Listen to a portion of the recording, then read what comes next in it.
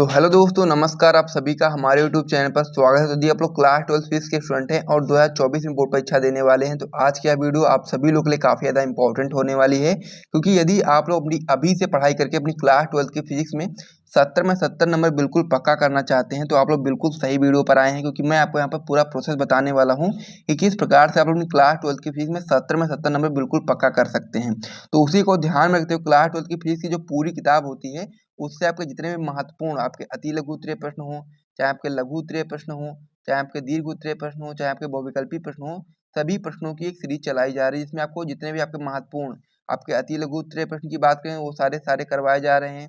चाहे आपके जितने भी महत्वपूर्ण लघु उत्तरीय हो, चाहे दीर्घ उत्तरीय हो, चाहे आपके बहुविकल्पी प्रश्न हो, सभी को एक सीरीज के माध्यम से अलग अलग सीरीज के माध्यम से क्या कर रहे हैं हम लोग कर रहे हैं कि पूरी किताब में जैसे कि पूरे आपके ऐसे अति लघु उत्तरीय प्रश्न होते हैं तो उनको एक सीरीज के माध्यम से करवाया जा रहा है। जितने भी आपके बन सकते हैं 120 बने, 150 बने, उन सारे को हम लोग एक सीरीज के अंतर्गत करेंगे।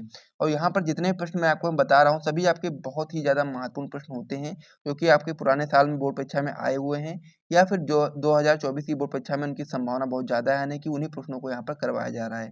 तो इसीलिए आप लोग वीडियो को ध्यान से देखो और हर एक सीरीज को देखने के लिए आपको डिस्क्रिप्शन बॉक्स में जाना पड़ेगा। वहाँ पर आपको प्लेलिस्ट की लिंक मिल जाएगी और सारे प्लेलिस्ट की लिंक में आप जा करके सभी सीरीज को अच्छे तरीके से फॉलो कर सकते हो अभी से, यदि आप लोग अपनी क्लास 12 की फीस में 70 में 70 नंबर बिल्कुल पक्का करना चाहते हैं, क्योंकि यहाँ पर जितने भी प्रश्न बताए जा रहे हैं सभी आपके महत्वपूर्ण हैं और सभी आपके बोर्ड परीक्षा 2024 में आने लायक हैं। तो इसीलिए आप लोग सारे प्रश्नों को अच्छे से तैयार कर सकते हो। तो चलिए अब हम वीडियो की बात कर लेते हैं। तो वीडियो को शुरू करने से पहले मैं आपको बताना चाहता हूँ कि यदि आप लोग चाहो तो हमारा टॉपर ग्रुप ज्वाइन कर सकते हो। एक सब्जेक्ट का प्राइस मात्र 100 रुपये रखा गया है। इसमें आपको notes plus important question answer वगैरह दिया जाता है। जैसे कि मान लीजिए आप लोग फिजिक्स के टॉपर ग्रुप लेते हैं तो उसमें आपको क्लास 12 फिजिक्स के ऑल चैप्टर का नोट दिया जाएगा और साथ में इंपॉर्टेंट क्वेश्चन आंसर दिया जाएगा। ठीक है, इस प्रकार से आपको यहाँ पर ये चीज़ें दी जाएंगी। नंबर हमारा हो जाता है 97 93 44 0081। तो जिसको भी टॉपर ग्रुप ज्वाइन करना है वो लोग इस नंबर पे व्हाट्सएप पर मैसेज करें, वहाँ पर आपको सारी जानकारी दी जाएगी कि किस प्रकार से आप लोग टॉपर ग्रुप ज्वाइन कर सकते हैं। अब ये सारे प्रश्न जो आपको यहाँ पर टॉपर ग्रुप में दिए जाएंगे सभी आपका 2024 की बोर्ड परीक्षा के लिए काफ़ी ज़्यादा इंपॉर्टेंट होंगे, तो इसीलिए आप लोग चाहो तो ज्वाइन कर सकते हो। चलिए अब हम अपनी वीडियो की बात कर लेते हैं।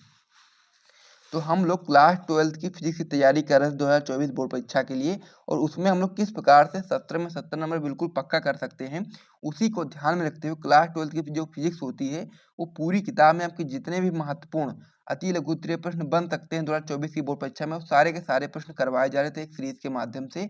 इस सीरीज में अभी तक हम लोगों ने पार्ट नंबर 4 तक देख लिया है। आज का ही वीडियो आपका पार्ट नंबर 5 होने वाला है। इंपॉर्टेंट वीडियो होने वाला है, इसलिए आप लोग शुरू से लेकर अंतिम तक देखना और साथ ही में यदि आपको पसंद आएगा तो वीडियो को लाइक जरूर कर देना। तो चलिए अब हम वीडियो को शुरू करते हैं और जो हमारा पार्ट नंबर 5 का महत्वपूर्ण प्रश्न होने वाला है उसको हम लोग देखते हैं। तो आज का जो हमारा पहला महत्वपूर्ण प्रश्न होने वाला है वो आपका होने वाला है कि अनुचुंबकीय तथा प्रतिचुंबकीय पदार्थ के परमाणुओं में क्या अंतर है। तो हम लोग को ये अति लघु उत्तरीय प्रश्न में क्वेश्चन पूछा गया है, तो इसको हम लोग क्या करेंगे, एक कह सकते हैं कि एक एक अंतर बता दोगे दोनों में तो फिर आपको यहाँ पर नंबर पूरे मिल जाएंगे अति लघु उत्तरीय के हिसाब से। ठीक है, तो ये आपका इंपॉर्टेंट क्वेश्चन होता है, तो इसीलिए आप लोग यहाँ पर क्या लगा देंगे, वेरी IMP का यहाँ पर आप लोग टिक लगाओगे सबसे पहले। उसके बाद फिर आप लोग इसका उत्तर बताओगे कि अनुचुंबकीय पदार्थ के परमाणुओं में स्थायी चुंबकीय आघूर्ण होता है, यानी कि जो आपका अनुचुंबकीय पदार्थ के जो परमाणु होते हैं उनमें स्थायी चुंबकीय आघूर्ण होता है। और जबकि हम लोग प्रतिचुंबकीय पदार्थ के परमाणु की बात करेंगे तो उसमें जो आपका कुल चुंबकीय आघूर्ण होता है वो आपका शून्य होता है। तो इस प्रकार से बहुत सिंपल सा क्वेश्चन है, बहुत ही सिंपल सा आंसर है। इसे आप लोग एक बार पढ़ोगे समझ में आ जाएगा, याद हो जाएगा, फिर हम लोग जैसे बोर्ड परीक्षा में आएगा आप लोग आराम से बता पाओगे। फिर हम लोग अगले क्वेश्चन की ओर बढ़ते हैं, इसे आप अपनी कॉपी में नोट कर लेना।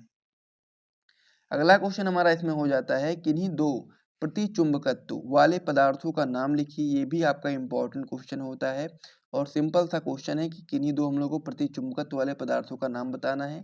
पहला आप लोग बता देंगे सोना, दूसरा आप बता देंगे बिस्मिथ। तो इस प्रकार से आपका ये भी आपका कंप्लीट हो जाएगा, तो इसे भी आप लोग अपनी कॉपी में नोट कर लो। इसके बाद वाला जो क्वेश्चन होने वाला है ये बहुत ही इंपॉर्टेंट क्वेश्चन होने वाला है, जो कि आपका होने वाला है चुंबकीय फ्लक्स की परिभाषा तथा इसका विमीय सूत्र लिखिए। काफी इंपॉर्टेंट क्वेश्चन होता है, तो इसका उत्तर आप लोग इस प्रकार से बताएंगे कि किसी चुंबकीय क्षेत्र में रखे पृष्ठ के लंबवत गुजरने वाली चुंबकीय बल रेखाओं की संख्या को ही हम लोग उस पृष्ठ से संबद्ध चुंबकीय फ्लक्स कहते हैं, इसे हम लोग फाई से प्रदर्शित करते हैं। इस प्रकार से आपका हो जाता है चुंबकीय फ्लक्स की विमा की यदि हम लोग बात करेंगे तो ml की पावर 2 t⁻⁻2 और a⁻−1 होता है। इस प्रकार से आपका चुंबकीय फ्लक्स की बीमा हो जाती है। बाकी परिभाषा तो मैंने आपको बता ही दी, एक बार फिर से रिपीट कर देता हूँ कि किसी चुंबकीय क्षेत्र में रखे पृष्ठ के लंबवत गुजरने वाली चुंबकीय बल रेखाओं की जो संख्या होती है उसको ही हम लोग पृष्ठ से संबद्ध चुंबकीय फ्लक्स कहते हैं। तो इस प्रकार से ये क्वेश्चन भी आपका कंप्लीट हो गया, इसे भी आप लोगों ने कॉपी में नोट कर लो। अगला क्वेश्चन हमारा इसमें हो जाता है कि वैद्युत चुंबकीय प्रेरण में लेंज का नियम क्या है। ये भी आपका इंपॉर्टेंट क्वेश्चन होता है कि लेंज का नियम क्या है। तो इसमें आप लोग उत्तर में बताएंगे कि किसी परिपथ में प्रेरित वैद्युत वाहक बल अथवा प्रेरित धारा की जो दिशा होती है सदैव उस कारण का विरोध करती है जिससे वह स्वयं उत्पन्न होती है। बहुत ही सिंपल सा इसका आंसर है। आंसर में आप लोग बताएंगे कि किसी परिपथ में प्रेरित विद्युत वाहक बल बोलो या फिर आप लोग प्रेरित धारा बोलो, इस प्रकार से बोलोगे। फिर से रिपीट करता हूँ कि किसी परिपथ में प्रेरित विद्युत वाहक बल सदैव उस कारण का विरोध करती है जिसके कारण वह स्वयं उत्पन्न होती है। इसे ही हम लोग लेंज का नियम कहते हैं। काफी इंपॉर्टेंट क्वेश्चन ये आपका होता है, 5 बार आपकी बोर्ड परीक्षा में आ चुका है, इसीलिए आप लोग इसे अच्छे तरीके से तैयार कर लो। इंपॉर्टेंट है, क्वेश्चन आंसर सारी चीजें मैं आपको बता रहा हूँ, तो आप लोग अपनी कॉपी में नोट करते हुए चलो। और यदि आप लोग टॉपर ग्रुप के मेंबर हैं तो इसमें आपको ये PDF मिल जाएगा आराम से। आगे आप लोग इसमें बताओगे, जो हमारा अगला क्वेश्चन हो जाता है वो आपका हो जाता है कि स्वप्रेरकत्व की परिभाषा लिखिए। अभी आपका इंपॉर्टेंट क्वेश्चन होता है।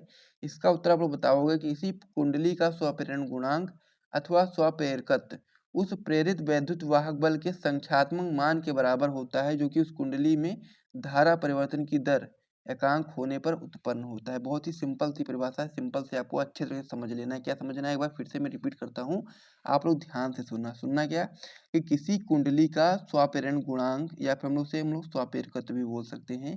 तो आप लोग बताएंगे किसी कुंडली का स्वप्रेरण गुणांक उस प्रेरित विद्युत वाहक बल के संख्यात्मक मान के जो मान होता है, संख्यात्मक मान उसके बराबर होता है जो कि उस कुंडली में धारा परिवर्तन की दर एकांक होने पर उत्पन्न होता है। एकांक का मतलब 1 होने पर उत्पन्न होता है। इसका मात्रक आपका हो जाता है हेनरी, यानी कि स्वप्रेरकत्व या फिर स्वप्रेरण गुणांक का जो कह सकते हैं मात्रक होता है आपका हेनरी होता है। तो इस प्रकार से ये क्वेश्चन भी आपका कंप्लीट हो गया है, तो इससे भी आप लोगों ने कॉपी में नोट कर लो।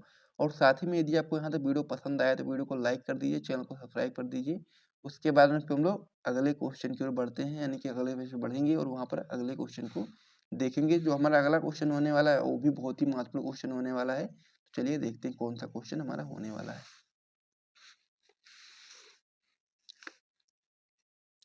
तो अब हमारा जो अगला क्वेश्चन होने वाला है आपका होने वाला है प्रेरित धारा ज्ञात करने के लिए फ्लेमिंग के दाएं हाथ का नियम लिखिए। काफी इंपॉर्टेंट क्वेश्चन होता है फ्लेमिंग के दाएं हाथ का नियम। तो इसे आप लोग अपनी कॉपी में नोट करो और IMP का टिक तुरंत लगा लो ताकि आपको याद रहे कि आपका इंपॉर्टेंट क्वेश्चन है और इसकी संभावना बहुत ज़्यादा है आपके 2024 की बोर्ड परीक्षा में आने के लिए। तो आप लोग सबसे पहले इसका क्वेश्चन अपनी कॉपी में नोट करेंगे, उसके बाद आप लोग उत्तर में बताएंगे कि फ्लेमिंग के दाएं हाथ के नियम अनुसार, यानी कि कहने का मतलब ये है जो फ्लेमिंग का दाएं हाथ का नियम है उसके अनुसार यदि हम दाएं हाथ का अंगूठा और उसके पास वाली दोनों अंगुलियों को एक दूसरे के लंबवत फैलाएं, ठीक है, तब क्या होगा, तब जो आपकी यदि पहली उंगली जो आपकी होगी वो चुंबकीय क्षेत्र की दिशा को तथा जो अंगूठा होगा आपका वो चालक के चलने की दिशा को प्रदर्शित करेगा, तो जो बीच वाली उंगली होगी वो आपके चालक में प्रेरित धारा की दिशा बताएगी। यही आपका फ्लेमिंग के दाएं हाथ का नियम होता है। तो इसे एक बार मैं फिर से रिपीट करता हूँ, आप ध्यान से सुनना और अपनी कॉपी में तुरंत नोट कर लेना, ठीक है। क्या हो जाता है कि फ्लेमिंग के दाएं हाथ के नियमानुसार यदि हम दाएं हाथ का अंगूठा और उसके पास वाली दोनों उंगलियों को एक दूसरे के लंबवत फैलाएं, तब यदि पहली उंगली आपकी चुंबकीय क्षेत्र की दिशा को तथा अंगूठा चालक के चलने की दिशा को प्रदर्शित करे, तो जो बीच वाली उंगली होगी आपका चालक में प्रेरित धारा की दिशा बताएगी।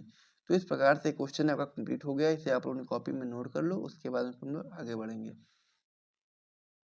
अब इसमें हमारा अगला क्वेश्चन हो जाता है कि अन्योन प्रेरण गुणांक की परिभाषा दीजिए तथा एक व्यवहारिक उदाहरण भी दीजिए। इंपॉर्टेंट क्वेश्चन ये भी आपका होता है। तो इसका उत्तर आप लोग इस प्रकार से बताएंगे, किन्हीं दो कुंडलियों के बीच अन्योन प्रेरण गुणांक अथवा अन्योन प्रेरकत्व संख्यात्मक रूप से किसी एक कुंडली में चुंबकीय फ्लक्स ग्रंथिकाओं की संख्या के बराबर होता है जबकि दूसरी कुंडली में 1 एम्पीयर की धारा प्रवाहित हो रही है। तो इस प्रकार से आपका अन्योन प्रेरण गुणांक की परिभाषा हो जाती है। साथ में हम लोग से पूछा गया था कि एक व्यवहारिक उदाहरण भी दीजिए। तो व्यवहारिक उदाहरण में आप लोग बता सकते हैं कि इसका व्यवहारिक उदाहरण आपका ट्रांसफार्मर की कार्यप्रणाली, यानी कि जो आपका अन्योन प्रेरण गुणांक होता है इसका जो कह सकते हैं कि व्यवहारिक उदाहरण होता है वो आपका ट्रांसफार्मर की कार्य प्रणाली होता है। तो इस प्रकार से ये क्वेश्चन भी आपका कंप्लीट हो गया है। तो यहाँ तक यदि आपको वीडियो पसंद आया तो वीडियो को आप लोग तुरंत लाइक कर दो और साथ ही में अपने दोस्तों के साथ शेयर भी कर दो यदि आपको यहाँ तक वीडियो पसंद आया है, और साथ ही में आप लोग चैनल को सब्सक्राइब कर लो ताकि आप रेगुलर बेसिस पर अच्छी तैयारी कर पाओ अपने बोर्ड एग्जाम से पहले, अपने बोर्ड एग्जाम में अच्छा स्कोर कर पाओ। तो चलिए अब हम वीडियो को समाप्त करते हैं, मिलते हैं नेक्स्ट वीडियो में, तब तक के लिए जय हिंद।